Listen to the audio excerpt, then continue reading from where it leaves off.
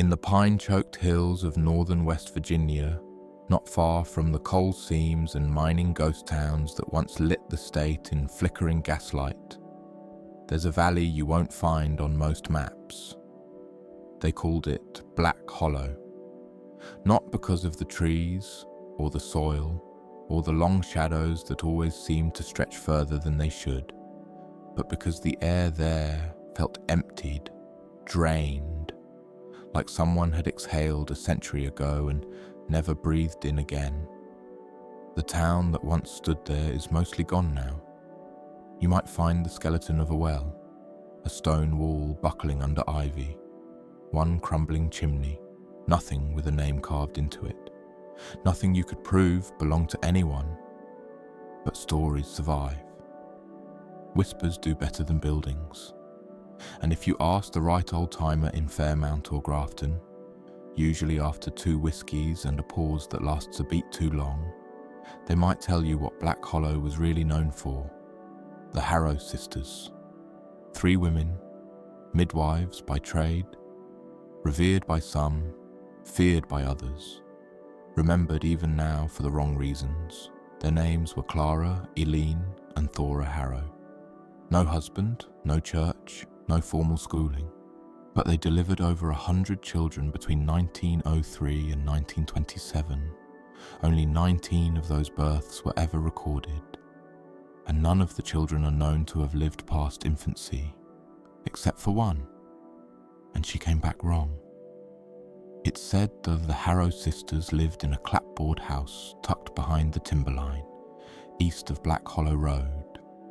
Locals say it had 13 windows and only 12 walls, but the house burned down in 2028.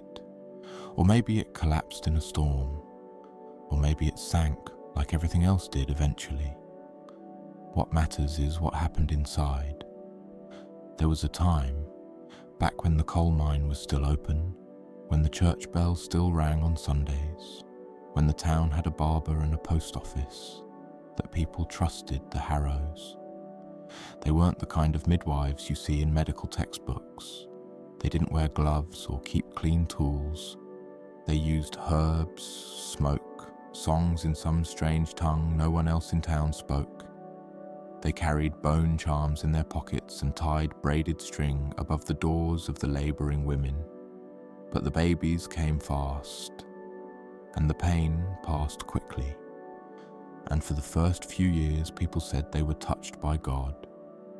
The stillbirth rate dropped.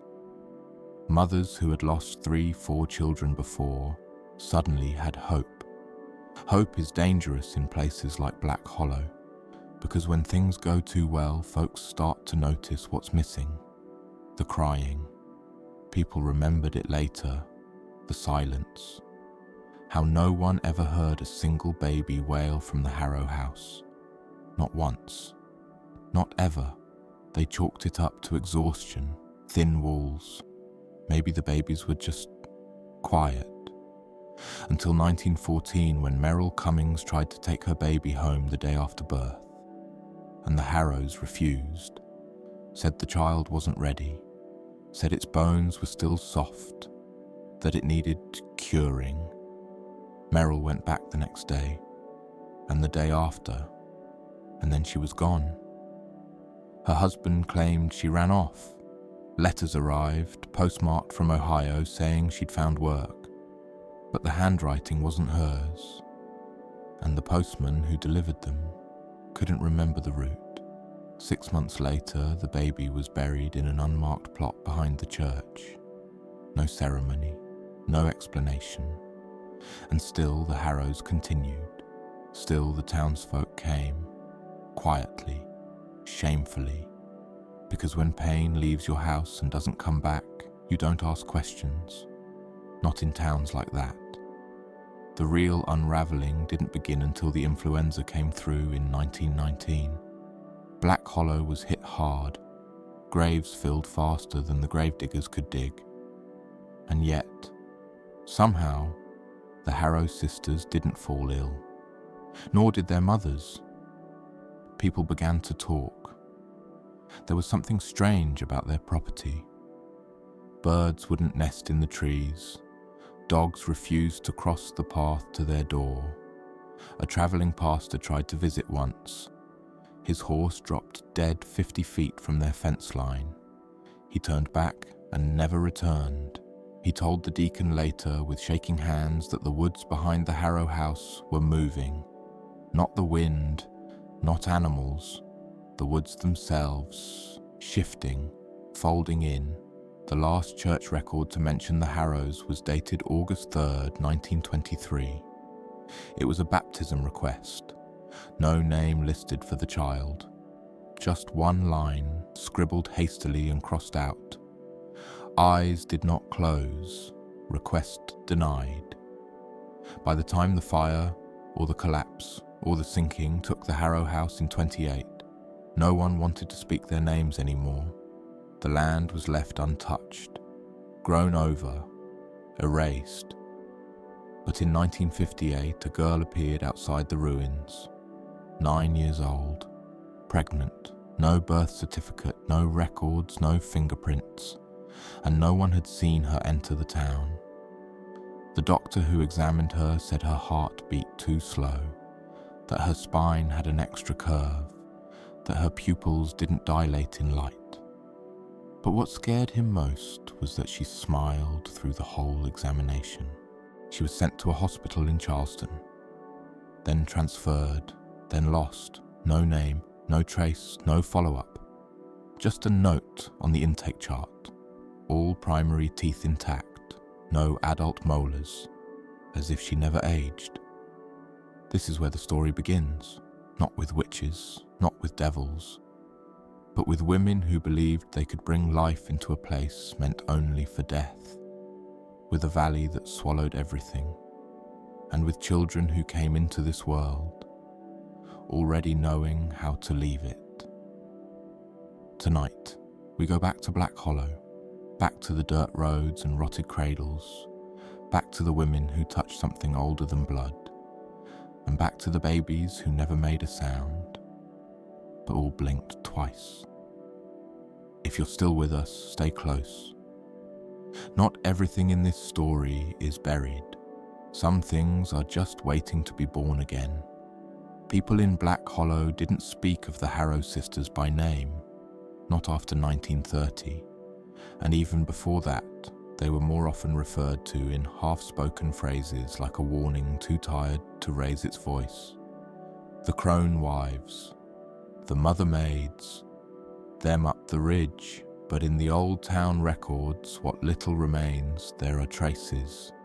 3 sisters, born within 6 years of each other, raised without parents, without baptism, without a single record of schooling or catechism. Clara, the eldest, was the face most people remembered, not because she spoke much, she rarely did, but because when she did, people listened. She was tall, reedy, almost ill-looking. Her hands always moved when she stood still, wringing, folding herbs, braiding dried grasses into knots no one could untie. They said she could predict the hour of labour within 10 minutes, that she'd speak a child's name before it left the womb. She was also the one most often seen walking through the town's market at dusk, buying tallow, or chalk, or small nails, always in 3s. She never carried money, only nodded, and the merchants never asked. Aline, the middle sister, was the opposite in every way. Short, round-faced, strangely childlike even into her 30s. She never seemed to age. People remembered her as having the same pink cheeks in 1906 as she did in 1924. She hummed constantly, little nonsense songs with no tune and no words, just vibrations that made the skin on your arms rise like it was hearing something ancient. She was usually the one who stayed with the labouring women, sat beside them, whispered into their ears, rubbed their wrists with something warm and sticky. One woman claimed Aline pressed a stone to her forehead during a difficult birth, and when she woke up, her baby was clean, swaddled, and already asleep. That baby died 7 days later. No wounds, no illness, just stopped. Thora, the youngest, was rarely seen at all. Most people assumed she never left the house. She was pale, nearly translucent, long hair, always damp. One miner swore he saw her once, kneeling at the well behind the Harrow house, dropping something dark and wriggling into the water. He told the sheriff. The sheriff laughed. A week later, the miner's wife miscarried. Twins? They say Thora was mute. But one girl, Susanna Graves, aged 10 at the time, claimed she heard Thora sing once while lost in the woods near the Harrow land. Said it wasn't a voice like singing. Said it sounded like a door creaking open under the ocean. Susanna didn't speak again until her 30s. Local legend says the sisters weren't born at all, that they simply appeared one morning at the foot of Black Hollow, covered in blood, wrapped in black veils. The town doctor refused to examine them. The priest never claimed them, but an old widow named Maureen Ketch took them in for a winter. Maureen died that spring.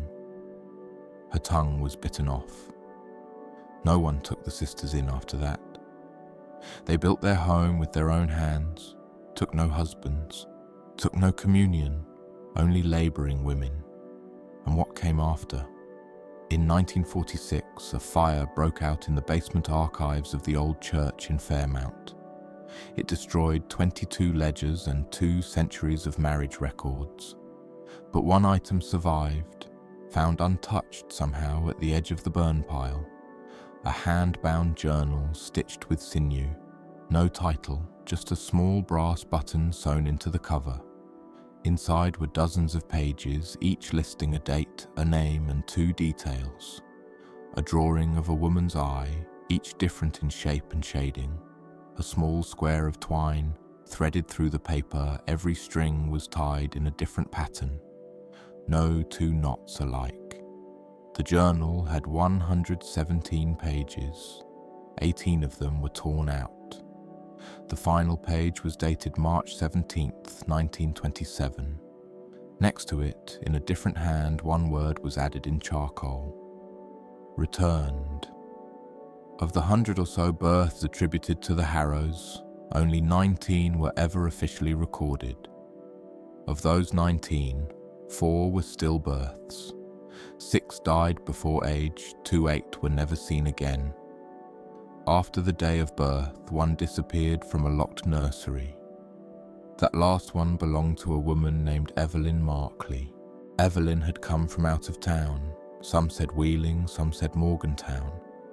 She was unmarried, heavily pregnant, and deeply ashamed. She arrived in Black Hollow in late July of 1921. A local woman, Bet Talbot, offered her a room. 2 weeks later, Evelyn gave birth under the care of the Harrows. She returned to town pale but healthy, cradling a silent baby girl.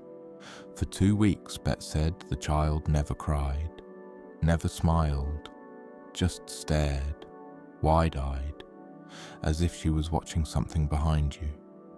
Then, one morning, the crib was empty, the windows shut, no prints, but the baby's blanket had been neatly folded, and on the pillow, one drop of blood. Betta claimed she found Evelyn sitting in the parlour, eyes glazed, holding a spool of thread between her teeth. When questioned, Evelyn said only, "She's already halfway back. We're just the waiting place." Evelyn vanished the next day. Her suitcase was found in the creek, dry.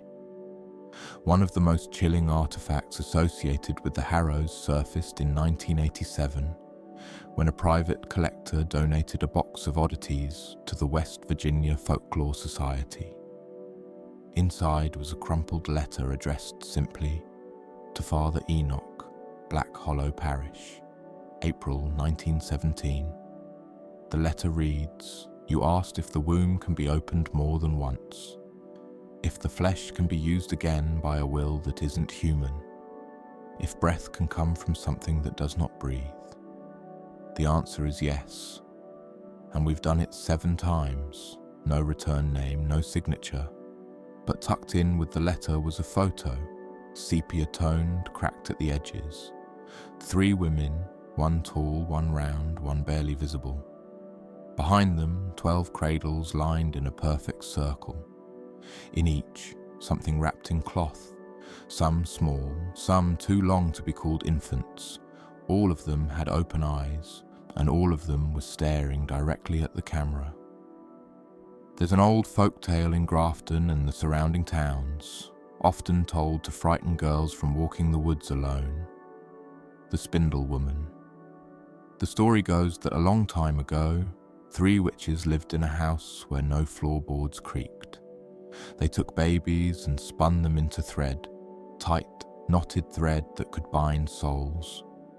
They'd replaced the baby with a look-alike made of straw and teeth. The parents never noticed until it was too late. The changelings never aged, and when they were old enough, they'd come back, pregnant, silent, and they'd knock on the door that had no handle, and the Spindle Woman would let them in. When asked where the tale came from, most shrug, but some say their grandmothers told it, and their grandmothers said it was a warning, not a myth. In 1929, following a series of disappearances, including 2 midwives, a preacher's wife, and 3 children, a sheriff's investigation was opened into the Harrow sisters. It ended strangely without charges, but a year later, all 3 sisters were reportedly arrested during a secret tribunal held by a council of elders in Black Hollow. The transcript of that meeting, if it ever existed, was never released. However, a diary from a town physician named Horace Bell surfaced decades later. One entry reads, May 3rd, 1930. The rope would not stay knotted. Their necks did not break. The wood under their feet refused to rot. We left them hanging until morning. By then they were gone. All that remained were the strings. That was the last known record of the Harrow sisters. The same night, the Harrow house was consumed in flames. No bodies were recovered, but under the ash, rescue workers found 13 iron cradles, each still warm. To this day, no official death certificate has been issued for Clara, Eileen, or Thora Harrow. No graves exist, no bones identified, no will, estate, or descendants. But those who lived near Black Hollow in the decades after claim otherwise. Every 20 years, they say, a girl appears, silent, smiling, pregnant. She always finds her way to where the Harrow house once stood. She always vanishes before the next full moon, and she always blinks twice before she disappears. In the spring of 1931, nearly a year after the Harrow house vanished from its place in the hollow, several towns nearby reported strange patterns in their livestock. Goats were found with their legs bent backwards, as if they'd walked the wrong way. Pigs stopped eating, horses stared at walls for hours, then dropped dead without a sound. One farmer in Colville swore his rooster crowed at midnight, only midnight, and every time it did, the milk in his cellar curdled. At first, people blamed the weather, the soil, old diseases coming back around, but the animals weren't dying from anything they could name. No worms, no poisons, no broken bones, just emptied, like something had been pulled out of them.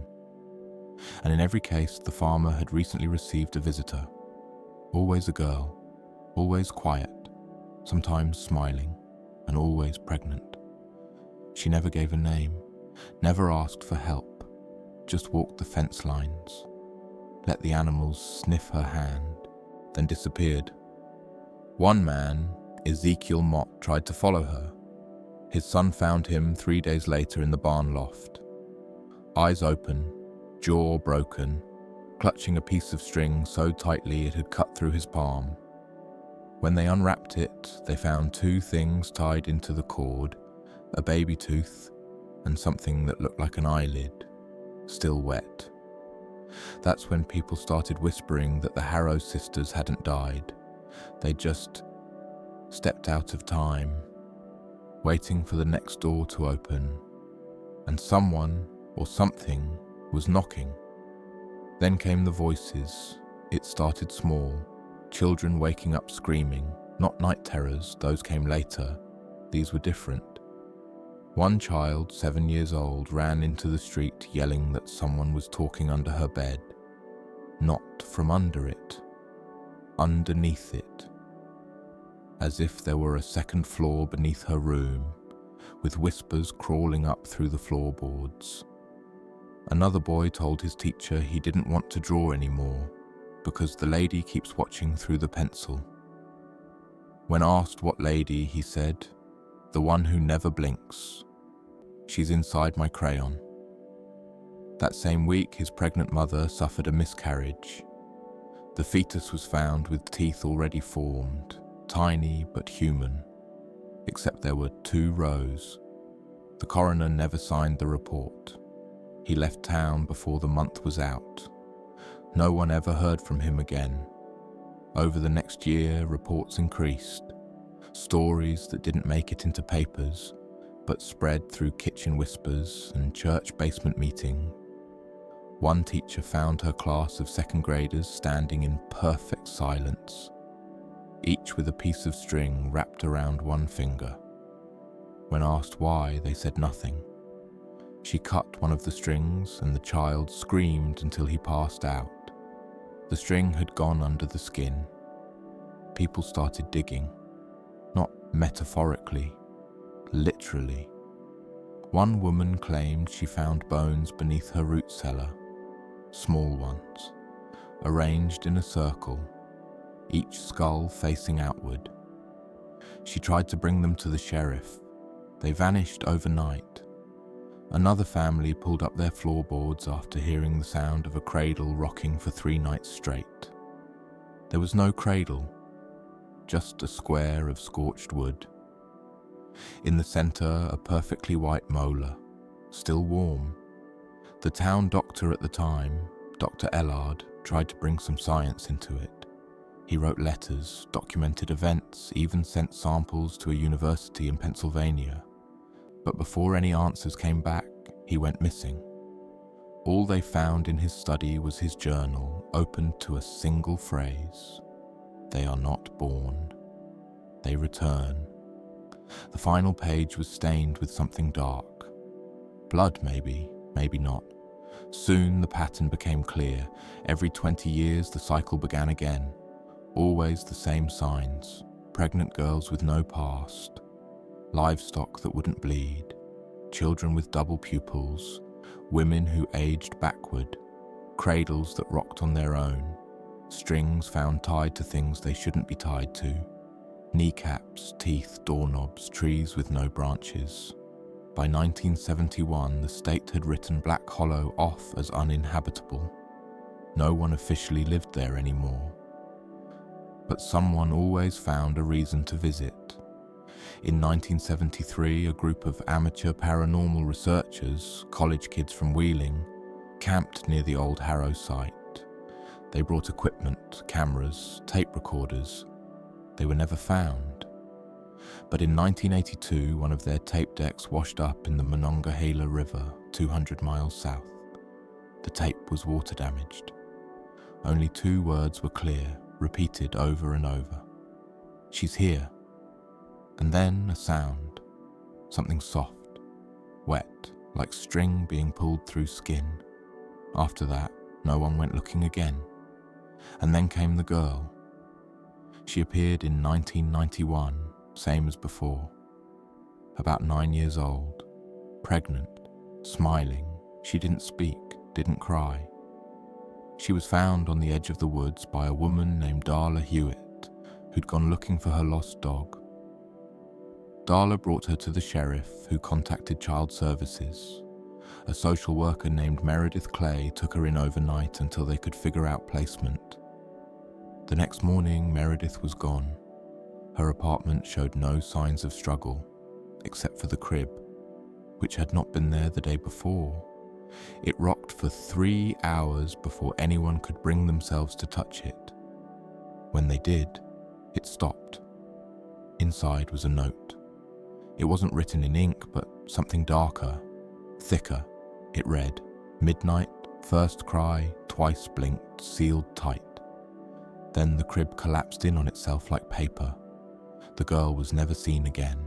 That was the last major report until 2011, when a viral photograph surfaced online. A hunter had set up trail cams near Black Hollow, not knowing what land he was stepping into. One of the images showed a woman standing barefoot in the snow, holding what appeared to be a doll. But upon closer inspection, it wasn't a doll. It was a child, swaddled, eyes wide. Both of them were smiling, and both had the same face. The hunter deleted the photos, but not before someone downloaded them. They've since been scrubbed from the internet. Some say by authorities, others say by something else. But some people still have them saved. They say if you stare too long, the child blinks. Twice. The most recent confirmed incident came in 2014. A nurse at a private care facility near the Hollow reported a new patient, a girl brought in with no paperwork, listed only as JANEH. The intake form had been typed, not handwritten. The signature at the bottom read simply EH. The nurse said the girl never spoke, but kept drawing. Always the same thing, 3 women standing in a circle, each holding thread. Around them, 13 cradles, beneath them, roots shaped like ribs. The girl was discharged a week later. No one remembers who picked her up. But the nurse never came back to work. Her apartment was found filled with children's drawings, hundreds of them, taped to every surface. All the same, the ink hadn't dried, but she'd been gone for days. Some people believe the Harrow sisters were witches. Others believe they were something older, vessels maybe, portals, chosen midwives for things not meant to be born here. The truth is murkier, stranger, because whatever they were, they made sure not to leave behind any loud evidence, no pentagrams, no blood-stained altars, no cult robes or Latin chants, just silence and thread and children who didn't cry. But the question no one can answer, the one that keeps certain folklorists and historians and forgotten librarians up at night, is this. What did the Harrows deliver? Because it wasn't just babies. It was cycles. It was repetitions. And it was something else entirely. In 2021, during restoration of the church near the old Hollow Line, a box was found sealed beneath the altar. It wasn't listed on any original blueprints. Inside were 13 pairs of infant shoes, each perfectly preserved, lined in velvet, and tied together with black thread. A note lay on top. One line. "We stitched the womb to the world, it will open again." And according to some accounts, the wind blew through the chapel then. Even though the windows were closed, even though the doors were locked, even though no one was breathing, just a cold draft. And a sound, very soft, like something rocking very slowly, in an empty cradle, somewhere just beneath the floor. My name is Daniel Lorne. I'm not from West Virginia. I didn't grow up hearing the old stories. No one in my family ever mentioned Black Hollow or the Harrow sisters. I found them the way most people find things they wish they hadn't, by accident. In 2017, I was researching an unrelated case, unsolved infant disappearances in rural counties between 1920 and 1960.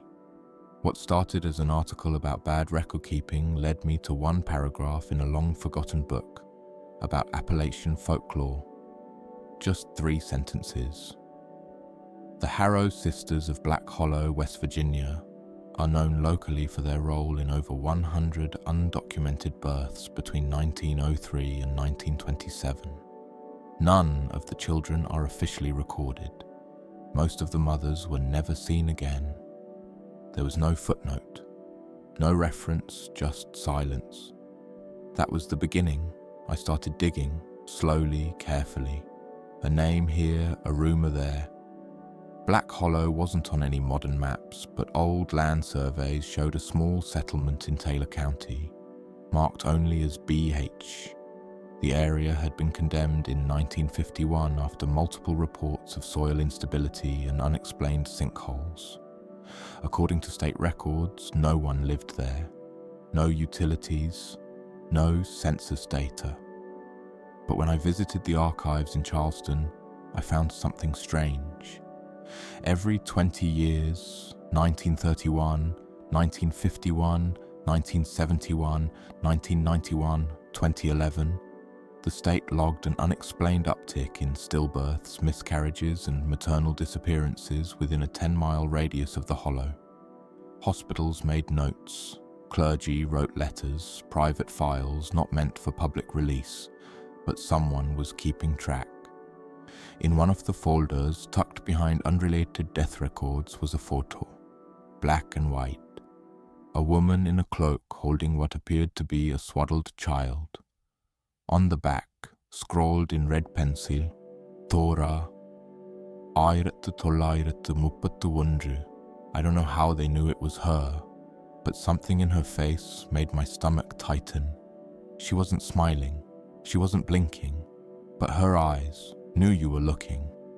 I reached out to local historians, folklorists, even former residents. Most never responded. The ones who did warned me off. A man named Everett Holtz, age 92, was the only one who agreed to speak. He lived in Fairmount, about 40 miles from the Hollow. His voice shook when he answered the phone. He asked only one thing before we began. "You didn't touch any thread, did you?" When I told him no, he exhaled like he'd been holding his breath for decades. Everett claimed his grandmother had been delivered by the Harrows in 1910. He remembered being told never to go near Black Hollow. Not just because it was haunted, he said, but because it was unfinished.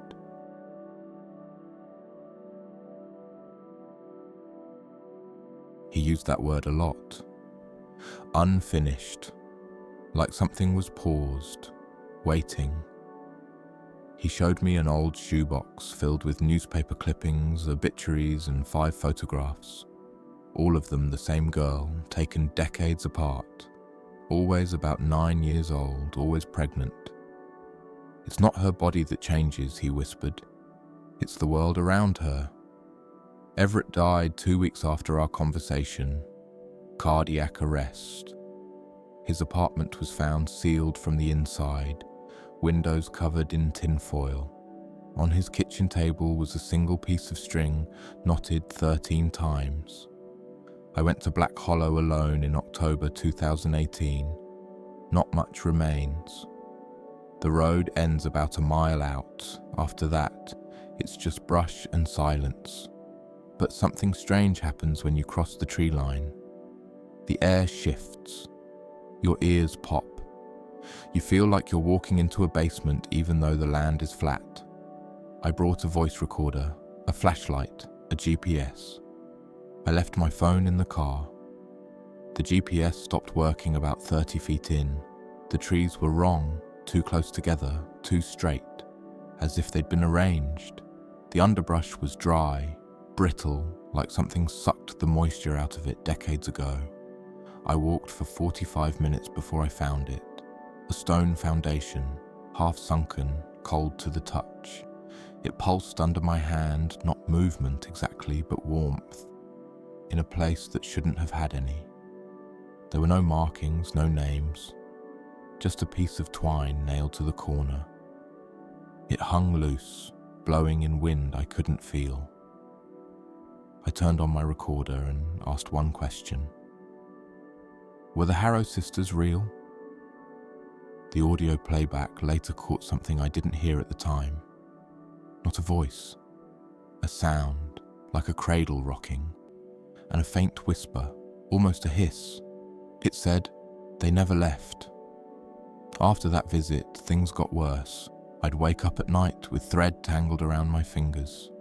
I don't own any string, but it was always there, coiled tight, wet.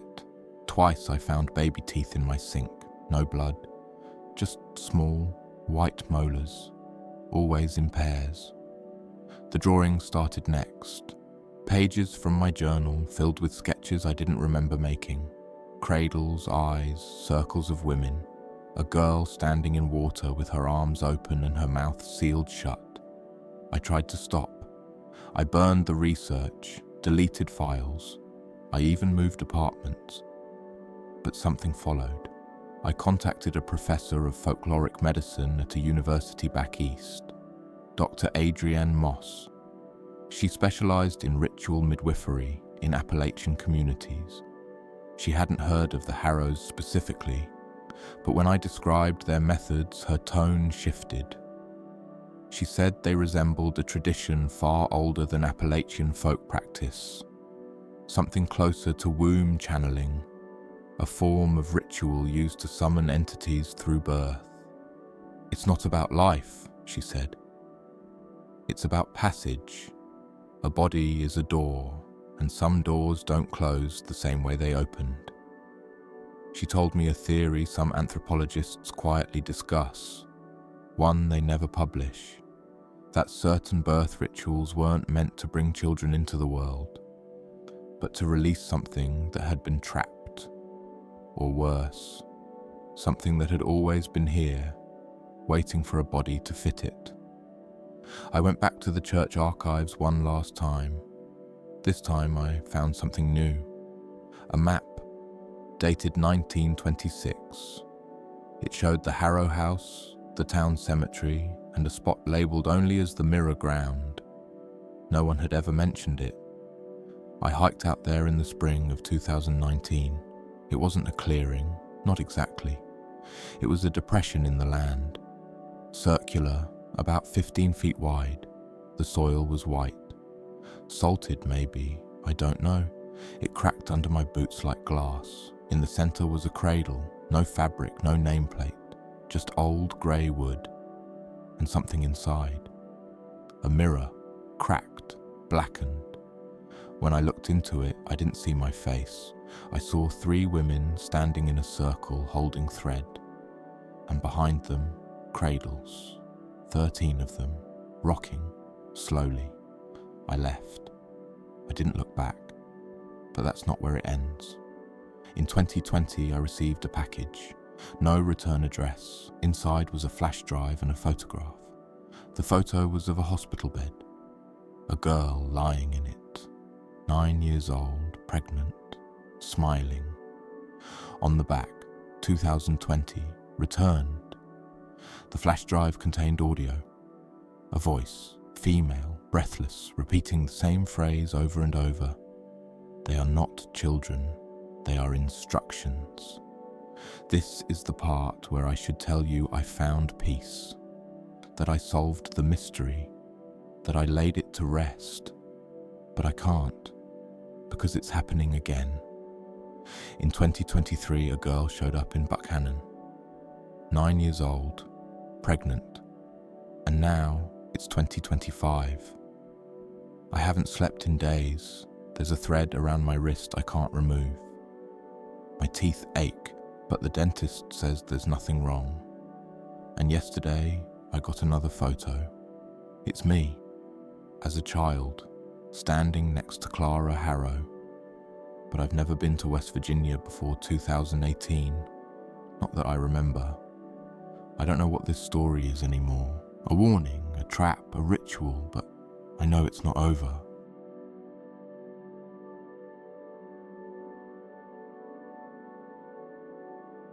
I know the door is opening again. And I know this. If you dream of a girl with her mouth sewn shut, if you hear a cradle rocking with no wind, if you find a tooth in your sink that isn't yours, It's already too late. The last time I returned to Black Hollow, I didn't mean to. I woke up in my car with dried leaves in my mouth and my shoes on the wrong feet. The gas tank was full, though I hadn't filled it. My GPS history showed no recent travel, and yet, there I was, at the tree line, facing that quiet place again. It didn't feel like I'd driven there. It felt like I'd been placed there. There was no sound, not even bird song, just the crackle of brittle weeds and the faint smell of something wet beneath the soil. I didn't bring my camera this time, or my notebook. Only a lighter and a box of matches. I told myself I'd burn whatever was left. End it for good.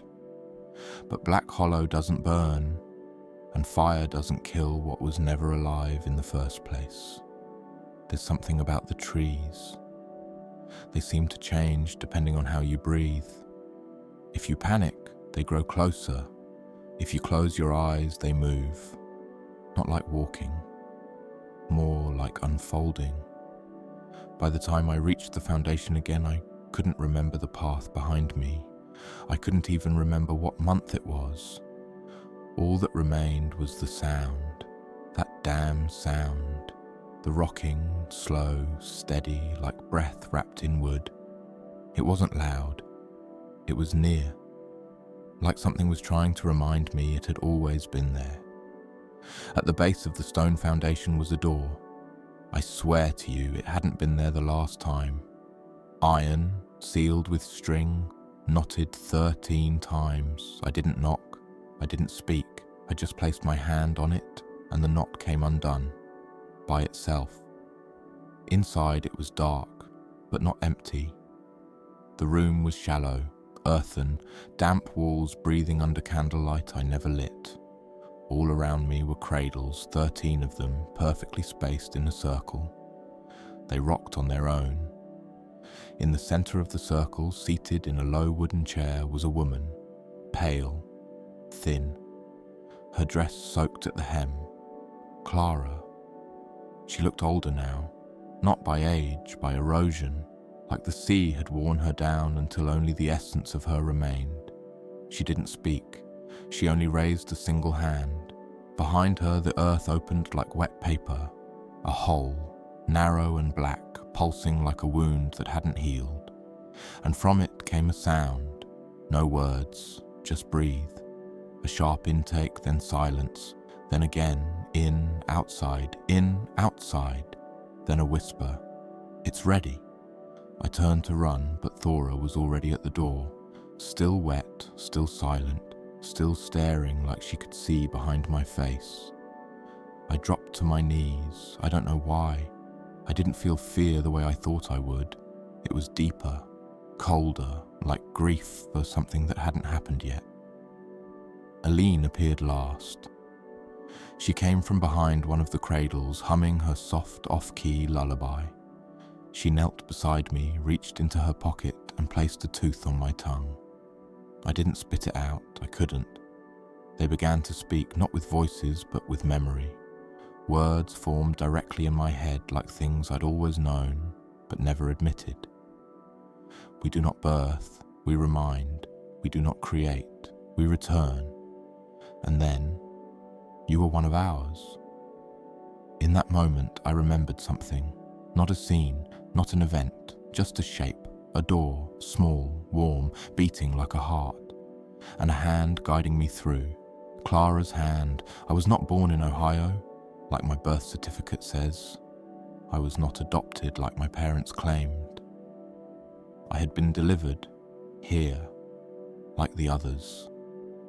I don't remember how I left the hollow, only that I awoke in my apartment, covered in twine. My mouth stitched shut with something that wasn't thread. It had dissolved by morning, but my tongue ached for weeks.